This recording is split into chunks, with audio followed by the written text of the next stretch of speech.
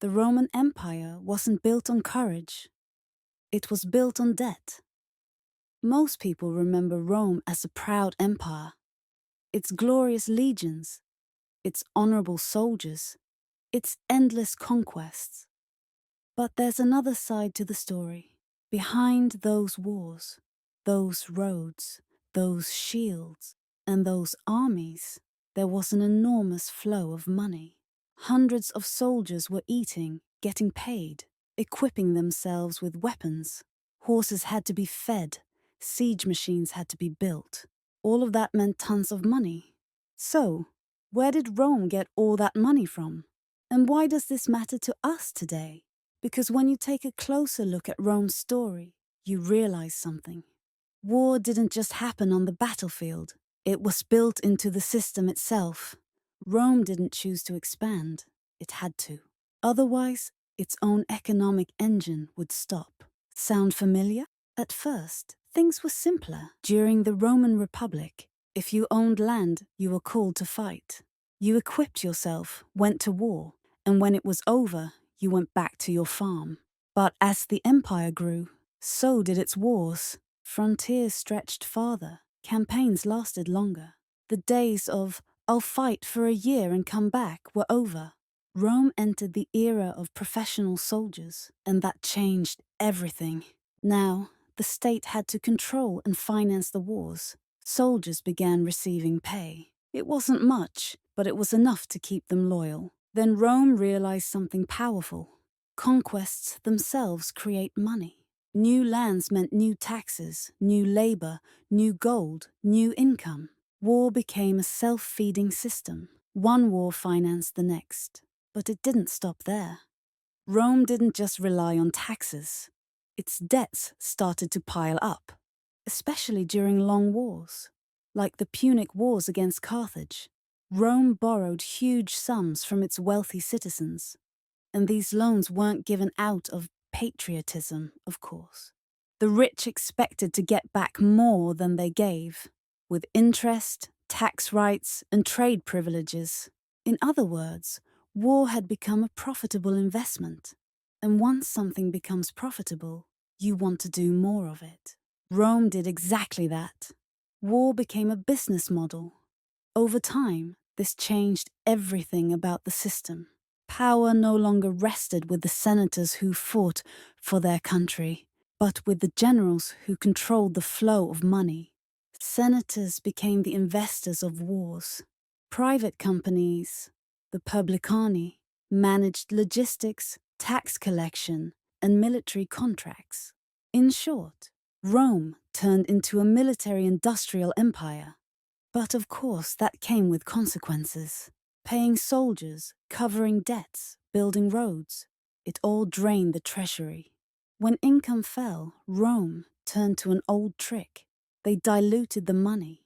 During Emperor Nero's reign, the silver content in coins began to drop. Later, emperors copied the same tactic. What was once a valuable silver coin became just an empty piece of metal. The result? Inflation, distrust, economic collapse. And the rich? They became even richer. They moved their wealth into land, labor, and offshore assets. The poor, meanwhile, struggled to pay taxes with devalued money. Public services collapsed. Corruption hit its peak. And once again, the burden fell on the lower classes. Rome didn't just fall militarily. It collapsed economically. Now, look at today. Governments around the world are drowning in debt. Wars are still financed on credit. Central banks keep printing money, claiming inflation is under control. Defense companies are breaking profit records. The rich keep getting richer, while ordinary people struggle to make it to the end of the month. Sound familiar? Rome's story has restarted. In a different era, in a digital world, but with the same logic. As long as debt continues, the system keeps spinning. But at some point, the math stops working. And when that happens, the state stops conquering the outside world and starts occupying its own people. Through taxes, money printing, control, and distraction. bread and circuses. Today we call it different names: fiscal policy, monetary expansion, economic stimulus. But the wheel turns the same way. Money is printed, debt grows, the rich get richer, and the people try to survive with devalued currency. Rome teaches us this: if a system can only survive by constantly expanding, it will eventually crash. Resources run out. There's nothing left to conquer, but the debt keeps growing, and then the state turns on its own citizens. It's one of the oldest cycles in history, and we're living through it again today. Wars, crises, stimulus packages. Behind all of it lies the same question: who gives the money? Who earns it? And who pays it back? So, what can we do?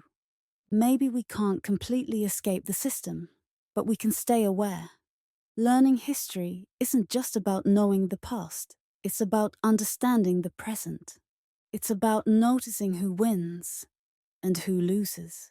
Because these stories play out right before our eyes, and most people don't even see it. And when you realize too late what's happening, there's no turning back. Rome's story doesn't just show us the past, it reveals our future. True financial freedom doesn't begin with earning more money. It begins with understanding the system. So the next time you hear about a war, a stimulus, or a financial crisis, don't just watch.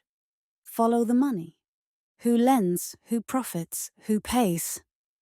The answer is right there. Because empires don't fall when they're defeated by an enemy. They fall when the math no longer adds up.